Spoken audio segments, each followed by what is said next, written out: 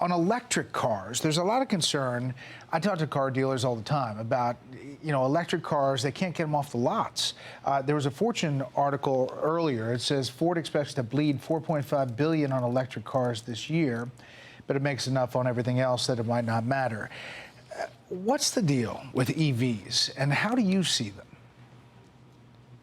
It's really important to talk about this today because electric vehicles for certain customers who don't travel long distances, use it more of a commuting atmosphere that are wealthier.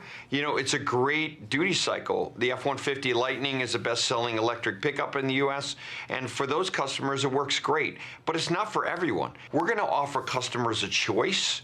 We're going to have a growth story for all three of our business, including our pro business, and we'll let the customer choose. That's the concern from a government policy standpoint. There are people concerned that these mandates are going to come down the road. In fact, some House Republicans are trying to pass something up on the Hill today in the Rules Committee to prevent that from happening. Here is the Energy Secretary on a recent road trip. Take a listen.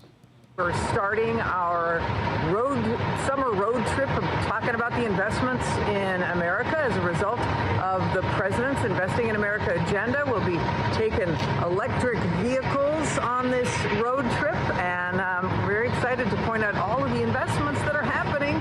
She was very excited, but Secretary Granholm, the NPR was following her. Electric cars have a road trip problem, even for the Secretary of Energy. It says they set out on this 4-day electric vehicle road trip this summer, but she knew charging might be a challenge. There were all kinds of challenges in her caravan. They were planning to fast charge. There weren't going to be enough plugs. They tried parking non-electric vehicles to reserve a spot for the approaching secretary. That didn't go well. A family was boxed out, sweltering day with a baby in the vehicle. They were so upset they called the police. Bottom line, getting from one side of the country to the other, it's not working, right, in electric vehicles. Can you say that definitively? I think the way we see the market today is that there's more and more electric vehicles offered to customers, but they're just not willing to pay a premium for them.